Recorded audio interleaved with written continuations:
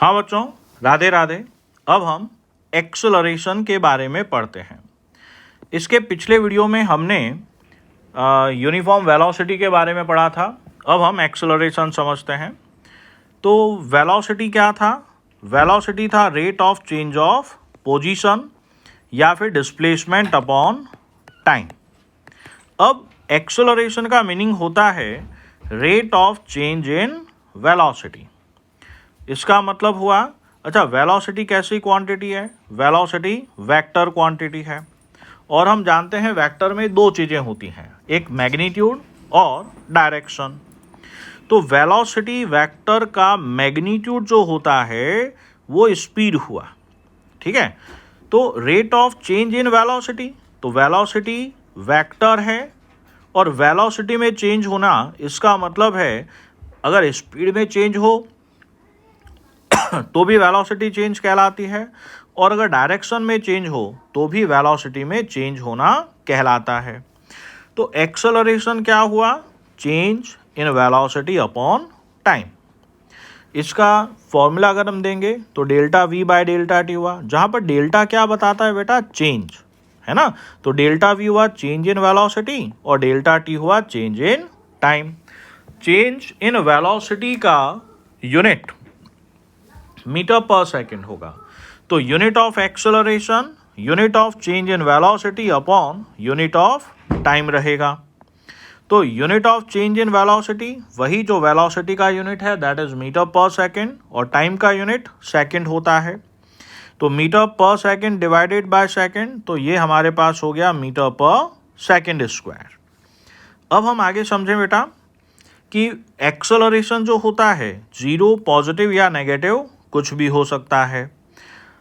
अब हमने यहाँ पर माना कि एक स्ट्रेट लाइन पाथ है, t1 पर वेलोसिटी u1 और t2 पर वेलोसिटी u2 है, तो हम एक्सेलरेशन को delta v by delta t से डिफाइन करेंगे और ये हो गया u2 minus u1 divided by t2 minus t1। तो u2 minus u1 change in velocity है और delta t t2 minus t1 delta t change in time.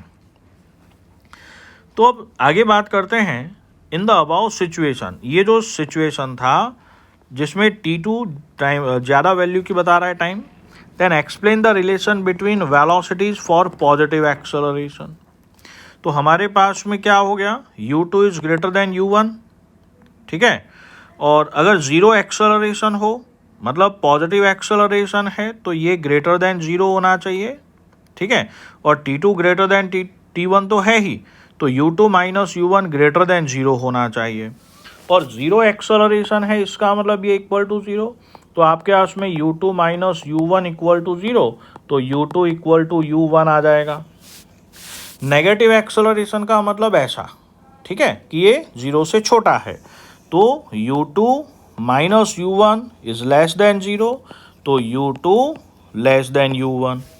तो यहाँ पर हम इस चीज़ को समझ पाए।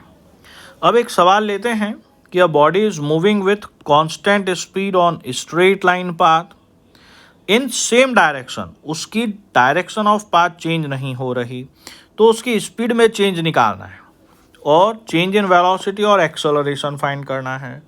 तो अब समझें, स्पीड कांस्टेंट है तो चेंज इन स्पीड जीरो हुआ। अब there is no change in direction और स्पीड कांस्टेंट है तो वेलोसिटी भी कांस्टेंट हुई, तो वेलोसिटी में भी कोई चेंज नहीं हो रहा, इसका मतलब उसका एक्सेलरेशन ज़ीरो है, ठीक है। एक सवाल हम देखते हैं कि a car is moving with constant speed, speed constant है, ध्यान रहे यहाँ पे सवाल में स्पीड कांस्टेंट है, ऑन द फॉलोइंग पाथ। हमें क्या देखना है? How many times speed and velocity changes.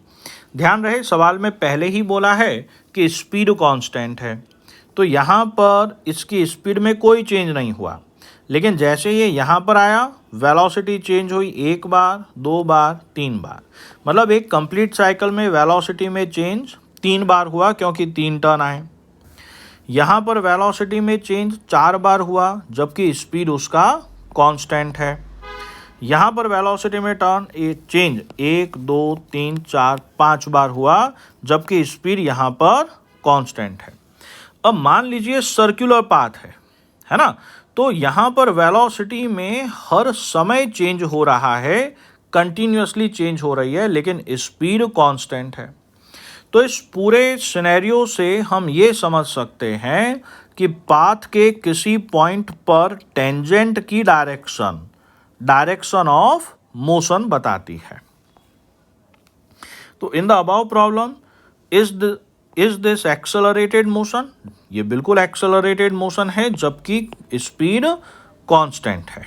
तो हमें यहाँ तक सब कुछ क्लियर हो गया, ठीक है। यस, वेलोसिटी इज चेंजिंग, तभी तो वो एक्सेलरेटेड मोशन हुआ।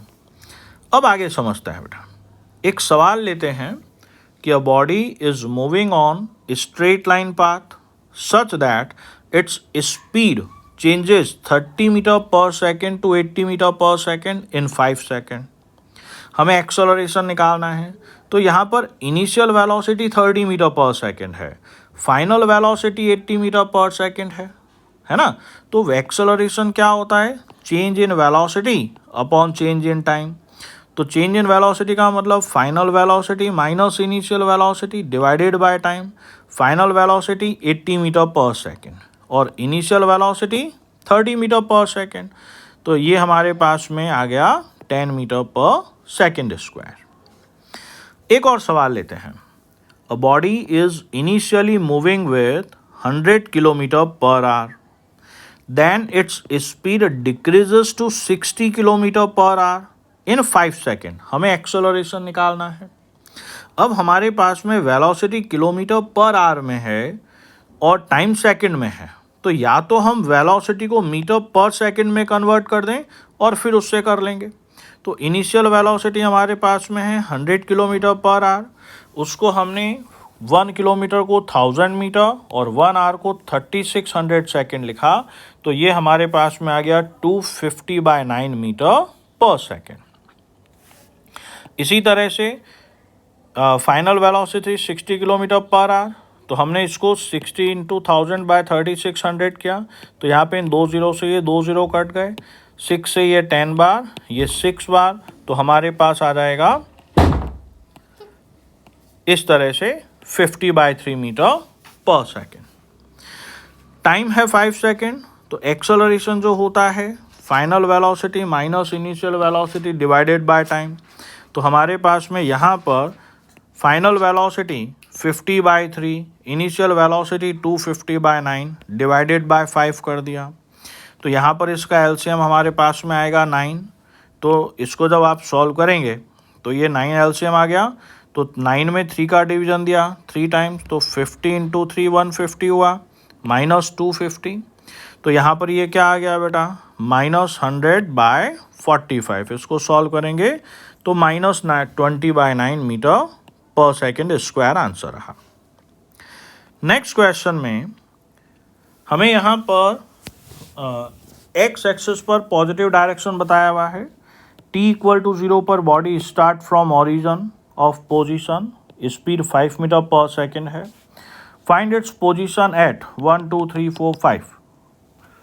तो हमारे पास में वेलोसिटी 5 मीटर पर सेकेंड है, डिस्टेंस जो होता है वो स्पीड इनटू टाइम होता है। तो हमने अलग अलग समय पे लगा दिया। t=0 पे 0 है, 1 पे 5, 2 पे 10।